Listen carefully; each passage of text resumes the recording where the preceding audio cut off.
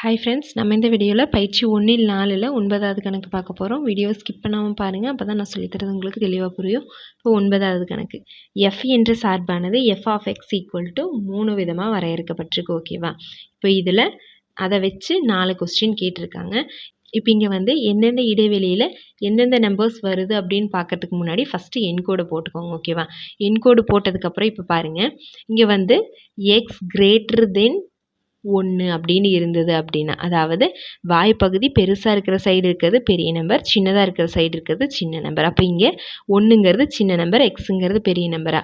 அப்போது எக்ஸுங்கிறது 1 விட பெரிய நம்பர். அப்போ 1 விட அதிகமாக இருக்கிற நம்பர்ஸ் வந்துச்சு அப்படின்னா இதை நம்ம யூஸ் பண்ணணும். F of X equal to X plus 2ங்கிறத யூஸ் பண்ணணும். இப்போ இங்கே பாருங்கள், 1 விட அதிகமாக இருக்கிற நம்பர்ஸ். இங்கே வந்து கீழே கோடு இருந்தது அப்படின்னா இந்த 1 சேர்த்தணும், கோடு இல்லை அப்படின்னா இந்த 1 சேர்த்தக்கூடாது. அப்போ அடுத்த நம்பர்லேருந்து எடுத்துக்கலாம். அப்போ இங்கே கோடு இல்லாதனால அடுத்த நம்பர். இப்போ அடுத்த நம்பர்லேருந்து எது வந்தாலும் இது வரும். அப்போ அடுத்த நம்பர்ஸ்னால் 1க்கு அடுத்த நம்பர் இந்த 2 3 4 5 அப் டு எக்ஸெட்ரா இந்த மாதிரி போய்கிட்டே இருக்கும். அப்போ என்னெல்லாம் வரும்? 2 3 4 5 இந்த மாதிரி போய்கிட்டே இருக்கும். அடுத்த இடைவெளி -1 less than or equal to x less than or equal to 1. ஓகேவா? அதாவது இங்கே ரெண்டுக்குமே கோடு இருக்குது. அப்போது -1ஐயும் எடுத்துக்கணும், 1ஐயும் எடுத்துக்கணும். அதாவது -1லிருந்து 1 வரைக்கும் இருக்கிற இதெல்லாம் வந்துச்சு அப்படின்னா இதை யூஸ் பண்ணணும். அப்போ -1லிருந்து 1 வரைக்கும் ரெண்டையுமே சேர்த்தணும் அப்படின்னா என்னெல்லாம் வரும்? -1 0 1 -1 0 1. ஓகேவா? அடுத்த இடைவெளி பாருங்கள், -3 லெஸ் தென் எக்ஸ் லெஸ் தென் -1. அதாவது இடைவெளிங்கிறது -3லிருந்து -1 வரைக்கும். ஆனால் இங்கே -3ஐயும் சேர்த்தக்கூடாது, -1ஐயும் சேர்த்தக்கூடாது. ஏன் அப்படின்னா இங்கே கோடு இல்லை. இப்போ -3ஐயும் சேர்த்தக்கூடாது, -1ஐயும் சேர்த்தக்கூடாதுன்னா இந்த -2 வருமா? இப்போ இதில் -2 மட்டும்தான் வரும். ஓகேவா? இப்போ எடுத்து எழுதிட்டோம். இப்போ ஒவ்வொரு கொஸ்டினாக பார்க்கலாம். பாருங்கள், ஃபஸ்ட்டு எஃப் ஆஃப் 3. இப்போ எஃப் ஆஃப் 3 அதாவது எக்ஸுக்கு பதிலாக 3 இருக்குது. அப்போ 3ங்கிறது இங்கே என்ன இதில் வருதுன்னு பாருங்கள். 3ங்கிறது இதில் வருதா? முதல் இடைவெளி. அப்போது எது யூஸ் பண்ணணும்? F of X equal to X plus 2ங்கிறத யூஸ் பண்ணணும். அப்போது எஃப் ஆஃப் இங்கே 3ன்னு கொடுக்கணும். எக்ஸுக்கு பதிலாக 3ன்னு கொடுத்தோம் அப்படின்னா இங்கேயும் எக்ஸுக்கு பதிலாக 3ன்னு கொடுக்கணும். 3 + 2 = 5. இதுதான் ஃபஸ்ட்டு கொஸ்டினுக்கான ஆன்சர். அடுத்து செகண்ட் கொஸ்டின் என்ன கேட்டிருக்காங்க? F of 0. 0ங்கிறது இங்கே இதில் இருக்குது. ரெண்டாவது இடைவெளி என்னது? 2. அதாவது F of X equal to 2ன்னு எடுத்துக்கணும். F of X equal to 2. அப்போ எஃப் ஆஃப் இங்கே எக்ஸுக்கு பதிலாக என்னென்னு கொடுத்துருக்காங்க? 0ன்னு கொடுத்துருக்காங்க. அப்போ 0 = 2. அவ்வளோதான். இப்போ 2ங்கிறது தான் இதுக்கான செகண்ட் கொஸ்டினுக்கான ஆன்சர். அடுத்து தேர்டு கொஸ்டின் நான் எழுதுகிற பாருங்கள். F of -1.5. இப்போ இதில் தான் கொஞ்சம் கன்ஃபியூஷன் வரலாம். அதாவது நம்ம இங்கே எப்படி எடுத்திருக்கோம் அப்படின்னா ஒன்றா எடுத்திருக்குமா? 1 2 3 ஒன்றா கூட்டி எடுத்திருக்கோம். ஆனால் இங்கே என்ன கேட்டிருக்காங்க? -1.5 கேட்டிருக்காங்க. இப்போ என்கோடில் பாருங்கள், -1.5ங்கிறது இங்கே வருமா?